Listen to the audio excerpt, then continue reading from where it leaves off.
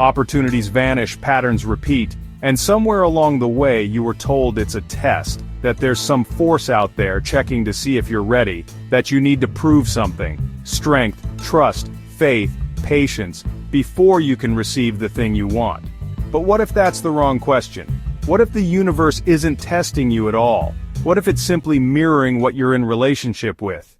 See, we were taught to think of life like school. There are lessons, there are tests, if you pass you level up. But that's a linear model, rooted in external judgment, reward, and effort. The reality is much stranger, and much more honest. The universe isn't an authority figure, it's a field. A participatory intelligence that doesn't grade you, it matches you. It doesn't check if you're worthy, it reflects what you're available for, what you're attuned to, what you repeatedly participate in whether consciously or not. This is why things don't change just because you want them to. They change when your relationship to the pattern shifts. Mystics across time understood this. They didn't try to pass tests, they tried to recognize the currents they were swimming in. Because reality, like a river, doesn't test the leaf for being wet. It just carries you according to the shape you're in, and where that shape fits. So when you say, "I'm being tested," you might actually be saying, "I'm seeing something I haven't yet outgrown, reflected back to me again." And that's not punishment. That's clarity. It's easy to believe you're being tested when life gets hard. You lose the job, the partner pulls away, a project crumbles just when it started to work, and it feels personal, intentional, as if life is putting obstacles in your path to see if you're ready. But let's ask something deeper. What if nothing is being placed in front of you? What if it's simply being revealed by the energetic, relational, or symbolic posture you're in? Let's break that down. In mystical traditions, reality isn't an authority, it's an echo chamber of consciousness. A living field that doesn't decide what you deserve, but reflects where you're anchored. In Taoism, the Tao doesn't reward or punish, it simply flows. If you're in harmony, life moves with ease, if not, it resists you. In Hermeticism, as within, so without, not judgment, just echo. In quantum field theory, potential realities exist, but attention, relationship, and coherence collapse them into form. Not because the universe wants something from you, but because it can only give you what your state of relationship allows. And here's the twist. What feels like a test is often a mirror of inconsistency. You're asking for clarity, but participating in confusion.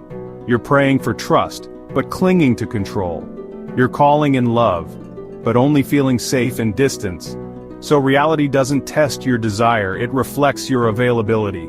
That's why mystics didn't ask, "Why is this happening to me?" They asked, "What current am I in right now and where does it lead?" They knew life isn't linear, it's layered, and when a pattern repeats, it's not because you failed the test, it's because the mirror hasn't changed shape yet. The more you see this, the less you take things personally. Not because you stop caring, but because you start understanding, reality isn't judging you. It's responding to your frequency of participation. Not just what you say, not just what you hope, but what you relate to consistently. If this is making something click for you, hit like button and make sure you're subscribed. Not because this is a lesson, but because we're decoding reality together, one reflection at a time. Most people don't realize they're performing. But when you think life is a test, you start doing things to prove something. You try to prove your worth, your readiness, your resilience, your good intentions. You over-explain, you over-prepare, you over-sacrifice. And when life still doesn't give you what you want, you think you failed the test. But here's the truth. Reality doesn't respond to performance, it responds to presence. This is where mysticism and modern science converge again. In spiritual traditions, this is called attunement. Not effort, not ritual for reward, but alignment with what is already moving. A monk doesn't chant to earn favor, he chants to shift resonance. A Taoist doesn't act to achieve, he acts to remain in flow. A mystic doesn't force outcomes, she listens for timing and moves when the pattern opens. They're not performing, they're participating, and that's what most people miss. The field doesn't say, "Are you doing it right?" It says, "Are you in tune with what you say you want?" Because the moment you attune to something, the mirror adjusts. Not to reward you, but because you're now relating to something different. You've changed instruments, and so the resonance shifts. Think of it like this.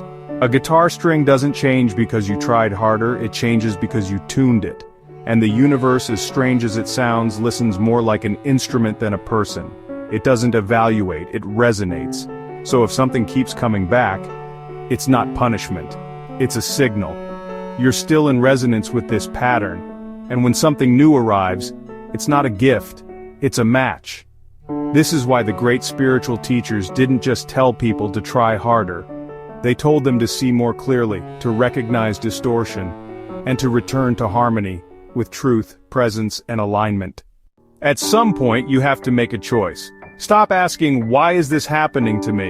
And start asking, what is this showing me about me? Because once you understand that life reflects, not evaluates, everything becomes lighter, not easier but clearer. You begin to see, that situation you thought was rejection? It was a mirror of how unavailable you were for what you said you wanted. That delay you labeled as a setback, it was the field showing you that your pace and your presence weren't aligned. That loop that keeps returning isn't a punishment. It's a reflection you haven't fully recognized or fully stepped out of. Reality is mercilessly honest but never cruel. It doesn't say you failed. It says, this is what's currently resonant. And when that truth lands, when you stop taking feedback as personal failure, you regain your power. Because you can finally stop trying to prove yourself to the universe, and instead start relating differently to it.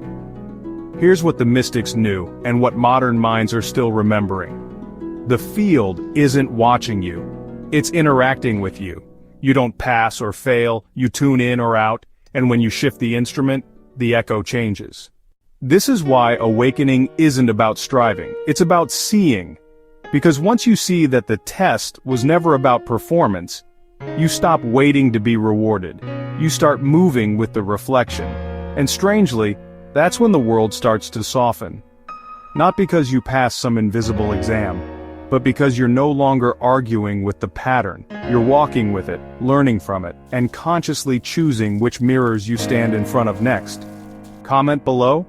What reflection in your life changed once you stopped thinking it was a test? Not advice, just awareness. And if you want to keep walking with these ideas, subscribe to Digital Mind, where we don't chase success signals. We study the shape of reality. This content is for symbolic and spiritual reflection only. It is not advice, and no outcomes are promised. Use your own discernment and lived experience.